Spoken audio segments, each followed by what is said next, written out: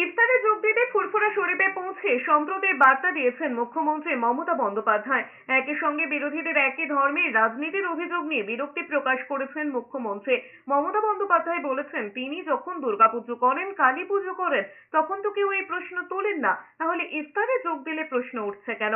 তার আরো মন্তব্য, মনে রাখবেন, তিনি যেমন খ্রিস্টানদের অনুষ্ঠানে যান, তেমনি ঈদ মুবারকেও যান, ইফতার নিজে করেন, পাঞ্জাবিদের গুরুদ্বারাতেও যান, প্রতিটি ধর্মের অনুষ্ঠানেই তিনি যান, কারণ তিনি মনে করেন পশ্চিমবঙ্গের মাটি সম্প্রীতির মাটি। তাই যেমন দোলের শুভেচ্ছা জানিয়েছেন, তেমনি রমজানের সকলের দোয়া প্রার্থনা করেছেন।